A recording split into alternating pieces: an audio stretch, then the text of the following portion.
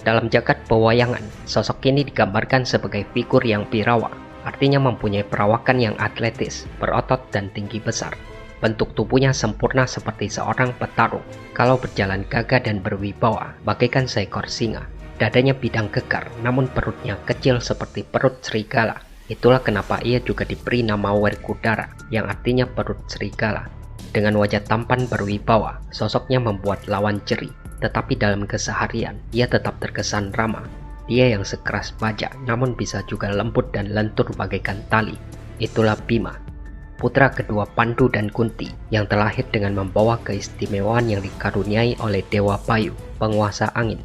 Bima memiliki sifat gagah berani, teguh, kuat, tabah, patuh dan jujur, serta menganggap semua orang sama derajatnya, sehingga ia digambarkan tidak pernah menggunakan bahasa halus ataupun duduk di depan lawan bicaranya. Mahir memainkan senjata gada serta memiliki berbagai macam senjata, antara lain kuku pancanaka, gada rujak pala, alugara, bargawa, dan bargawastra. Sedangkan ajian yang dimilikinya berupa Aji Bandung Bandawasa, Aji Ketuk Lindu, Aji Bayu Braja, dan Aji Bablak Pangantol Antol. Bima juga memiliki pakaian yang melambangkan kebesaran, yakni gelung pundak Sategal, pupuk Jarot Asem, sumping Sureng Pati, kelat bahu Chandra Kirana, ikat pinggang Naga Banda, dan celana Cinde Udaraga. Beberapa anugerah dewata yang diterimanya berupa kampu atau kain poleng bintu luaji, gelang Chandra Kirana, kalung Naga Sasra, sumping Sureng Pati, dan pupuk pundak Jarot Asem. Ia merupakan tokoh Pandawa yang kuat, bersifat selalu kasar dan menakutkan bagi musuh, walaupun sebenarnya berhati lembut. Bima setia pada satu sikap, yaitu tidak suka berbahasa basi, serta tidak pernah menjilat ludahnya sendiri. Dalam Wiracarita Mahabharata, Pandu dikisahkan tidak bisa membuat keturunan akibat kutukan Resi Kindama. Kunti lalu menggunakan mantra Aditya Redaya untuk memanggil Dewa Bayu, maka lahirlah Bima menjadi orang yang paling kuat dan penuh dengan kasih sayang. Pewayangan Jawa mengisahkan kelahiran Bima dalam bentuk bungkus. Sejak dilahirkan, tubuhnya diselubungi oleh selaput tipis yang tidak dapat disobek oleh senjata apapun. Hal ini membuat Pandu dan Kunti merasa sedih. Atas anjuran Abhyasa, Pandu kemudian membuang bayi bungkus itu di hutan Mandala Sara. Selama 8 tahun, bungkus tersebut tidak pecah-pecah dan mulai berguling ke sana kemari, sehingga hutan yang tadinya rimbun menjadi rata dengan tanah. Penghuni hutan termasuk para makhluk halus mulai terganggu, sehingga Dewi Durga, ratu dari semua makhluk halus, melapor pada Batara Guru. Lalu raja para dewa itu memerintahkan Dewa Bayu, Dewi Durga dan Gajah Sena, tunggangan Dewa Indra, untuk turun memecahkan bungkus bayi tersebut. Sebelum dipecahkan, Dewi Durga masuk ke dalam bungkus dan memberi sang bayi pakaian yang berupa kain poleng bintu luaji, gelang Chandra Kirana, kalung Naga Banda, pupuk Jarot Asem, dan sumping Sureng Pati. Kemudian Gajah Sena mulai memecahkan bungkus dari sang bayi. Ia menabrak dan menginjak-injak, serta menusuk dengan kedua gadingnya. Anehnya bayi tersebut bukannya mati, tetapi malah melawan, dan akhirnya bungkus itu terbuka karena kedua gading Gajah Sena yang kuat dan sakti. Setelah keluar dari bungkusnya, Bima lalu menangkap kedua gading itu, dan dengan sekuat tenaga mematahkannya. Ajaibnya kedua gading itu lalu menyatu di jempol tangannya, membentuk kuku yang panjang dan runcing. Sementara Gajah Sena langsung mati, dan sukmanya menyatu dalam diri Bima. Lalu bungkus dari bayi Bima dihembuskan oleh Dewa Bayu, sampai jatuh ke pangkuan Begawan Sapwani. Kemudian bungkus itu didoakan oleh Sang Bagawan, dan mengubahnya menjadi bayi gagah perkasa yang serupa Bima. Bayi tersebut lalu diberi nama Jayadrata atau Tirtanata. Bima dan saudara-saudaranya dididik dan dilatih ilmu perang oleh Resi Drona. Dalam mempelajari senjata, Bima lebih memusatkan perhatiannya untuk menguasai ilmu menggunakan gada, seperti halnya Duryodhana. Mereka berdua kemudian menjadi murid Baladewa, saudara Kresna, yang mahir menggunakan senjata gada. Dibandingkan Bima, Baladewa lebih menyayangi Duryodhana karena kesetiaannya. Para Kurawa selalu ingin menyingkirkan Pandawa, karena menurut mereka, Pandawa hanya menjadi penghalang untuk menguasai kerajaan Astina. Kurawa menganggap kekuatan Pandawa terletak pada Bima, karena ia yang terkuat di antara kelimanya. Pada masa kanak-kanak, kekuatan Bima tidak ada tandingannya di antara anak-anak sebayanya.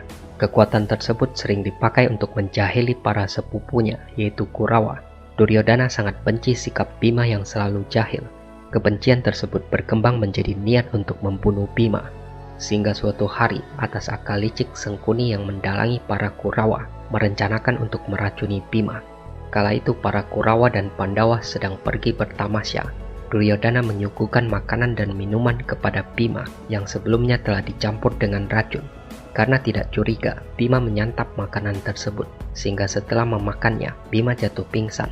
Para Kurawa lalu mengikat tubuhnya erat-erat dengan tanaman menjalar. Setelah itu dihanyutkan ke sungai dengan rakit. Saat rakit yang membawa Bima sampai di tengah sungai, ular-ular yang hidup di sekitar sungai tersebut mematuk badan Bima. Dan secara ajaib bisa ular tersebut berubah menjadi penangkal bagi racun yang dimakan Bima. Ketika sadar, Bima langsung melepaskan ikatannya, lalu membunuh ular-ular yang menggigit badannya. Beberapa ular berhasil kabur dan melapor pada raja mereka, yaitu Antaboga atau Naga Basuki. Saat Antaboga mendengar kabar bahwa putra Pandu bernama Bima telah membunuh anak buahnya, ia malah menyambut Bima dan memberinya minuman. Semangkok minuman itu memiliki kekuatan setara 10 gajah. Tidak tanggung-tanggung, Bima lalu menghabiskan 10 mangkok, sehingga tubuhnya menjadi sangat kuat, setara 100 gajah. Bima tinggal di sana selama 8 hari, dan setelah itu baru ia pulang ke Astina. Karena gagal menjebak Bima, Duryodhana yang dibantu Sengkuni lalu merencanakan niat jahat untuk mencelakai Kunti dan kelima putranya dalam balai Sigalagala. Dalam peristiwa tersebut, Bima yang sudah diingatkan oleh seorang pertapa bahwa akan ada malapetaka menimpanya, bisa menahan diri untuk tidak makan dan minum terlalu banyak. Mereka juga diingatkan oleh Widura pamannya supaya berhati-hati dan tetap waspada. Kurawa pura-pura mengundang Pandawa untuk berlibur ke sana. Mereka menyuruh Purujona untuk menyediakan rumah penginapan yang terbuat dari bahan yang mudah terbakar. Dalam sebuah pesta, Kunti dan para Pandawa disuguhi makanan dan minuman yang memabukkan. Pada saat Kunti dan kelima putranya tertidur, rumah penginapan itu dibakar. Adalah Bima yang tetap terjaga dan berhasil menyelamatkan diri dengan membawa ibu beserta keempat saudaranya melewati terowongan yang sudah disiapkan oleh seorang abdi Widura. Bima membawa mereka sekaligus dengan kekuatannya yang dahsyat. Kunti digendong di punggung, Nakula dan Sadewa berada di pahanya, sedangkan Yudhistira dan Arjuna berada di masing-masing lengannya. Dalam pewayangan Jawa, dikisahkan bahwa selama menyusuri terowongan, mereka lalu dibimbing oleh seekor garangan putih yang merupakan jelmaan Antaboga sampai di kayangan Sapta Pratala. Di sana kemudian Bima dinikahkan dengan putri Antaboga yang bernama Nagagini. Dari pernikahan itu, mereka memiliki seorang putra bernama Antareja. Bima meninggalkan Nagagini dalam keadaan mengandung. Antareja lahir dan dibesarkan oleh Nagagini. Sampai ketika dewasa, ia memutuskan untuk mencari ayah kandungnya. Setelah meninggalkan Sapta Pratala, Bima dan para Pandawa beserta ibunya melewati sebuah hutan di mana kerajaan Pringgadani berdiri. Negeri para raksasa yang dipimpin oleh Arimba menggantikan ayahnya Prabu Tremboko yang tewas oleh Pandu setelah dihasut oleh Sengkuni. Mengetahui asal-usul para Pandawa, Arimba kemudian ingin membunuh mereka, tetapi oleh Bima ia bisa ditaklukkan dan akhirnya Arimba tewas di tangan Bima. Adik perempuannya yang bernama Arimbi bukannya benci tapi malah menaruh hati pada Bima. Karena ia adalah seorang raksasa, maka Bima menolak cintanya. Kunti yang melihat ketulusan cinta Arimbi lalu bersabda, dan seketika itu juga wujud raksasa Arimbi berubah menjadi wanita cantik. Bima dan Arimbi lalu menikah. Seorang putra yang diberi nama Gatotkaca lahir dari pernikahan mereka. Bima dan keluarganya tinggal selama beberapa bulan bersama dengan Arimbi dan Gatotkaca.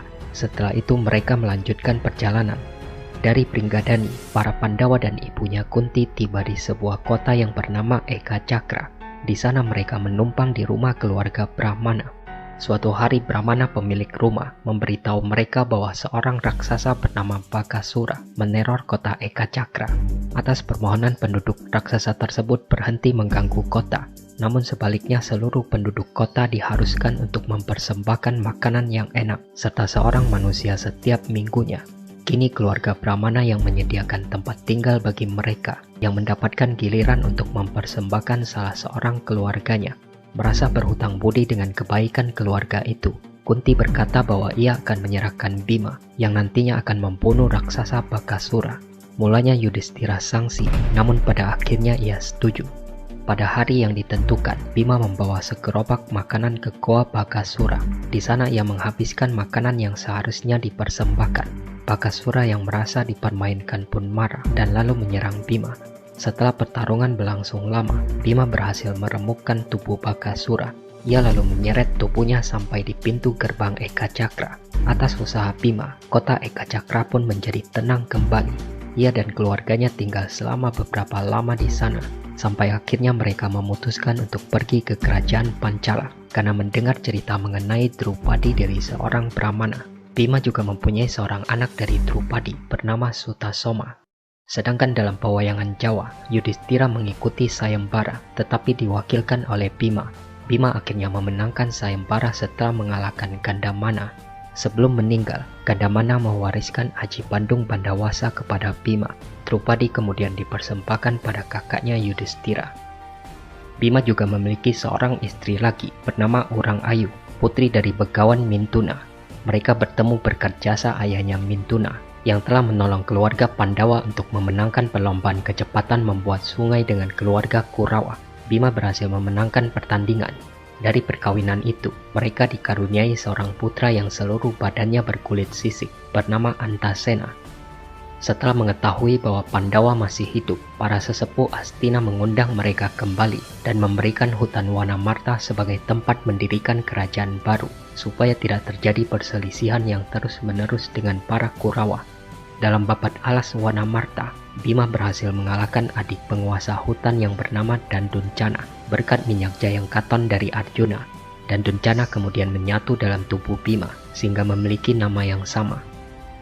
Bima pernah bersumpah untuk membunuh Dursasana dan meminum darahnya ketika melihat ia menghina kakak iparnya Drupadi pada saat kalah dalam permainan dadu.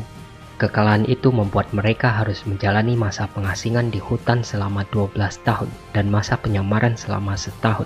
Dalam penyamaran tersebut, Bima menyamar sebagai juru masak istana di negeri Wirata dengan nama Abilawa. Di sana ia pernah berjasa untuk menumpas pemberontakan terhadap negeri Wirata. Setelah masa penyamaran habis dan sesuai perjanjian, para Pandawa berhak mendapatkan kerajaan Amarta kembali. Tetapi Duryodhana yang licik tidak mau menyerahkan kerajaan pada mereka, hingga akhirnya kesabaran para Pandawa habis dan perang pun tak bisa dielakkan lagi. Berbagai cara telah dilakukan oleh Kurawa demi melenyapkan para Pandawa, terutama Bima. Duryodhana yang tidak ingin kalah nantinya dalam Bharatayuddha berusaha melenyapkan Bima supaya ia tidak ikut dalam perang, karena di antara kelimanya, Bimalah yang paling ditakuti. Kali ini Duryodhana memanfaatkan Resi Drona, guru para Pandawa dan Kurawa itu, lalu memberi petunjuk pada Bima bahwa jika ia telah menemukan air suci kehidupan bernama Tirta Prawitasari, maka ia akan mencapai kesempurnaan. Air itu berada di hutan Tikprasara di Gunung Candramuka. Perintah ini sesungguhnya hanyalah siasat untuk melenyapkan Bima supaya tidak turut berperang dalam Bharatayuddha yang kala itu sedang dipersiapkan. Bima yang memiliki jiwa seorang murid yang patuh, tanpa bertanya langsung menjalankan perintah sang guru.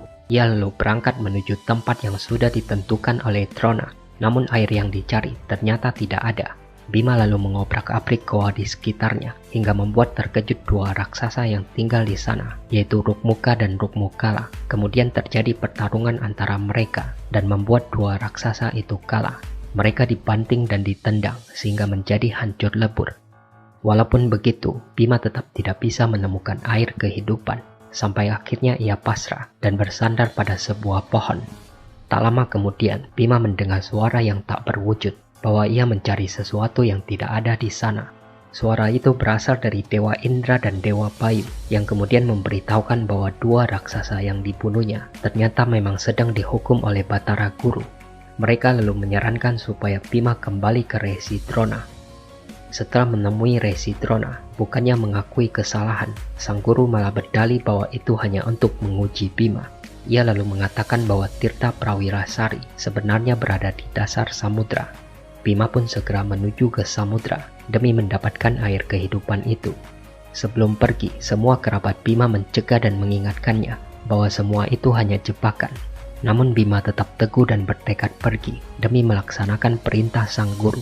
Bahkan jika ia harus menemui kemalangan pun, ia sudah siap. Sebab Bima yakin bahwa apa yang dilakukannya adalah dharma dan semua sudah ada yang mengaturnya. Sesampainya di tepi samudra, Bima mengatur segala emosi yang timbul, ketakutan, keraguan di dalam diri, atas sanggup tidaknya ia memasuki dasar samudra.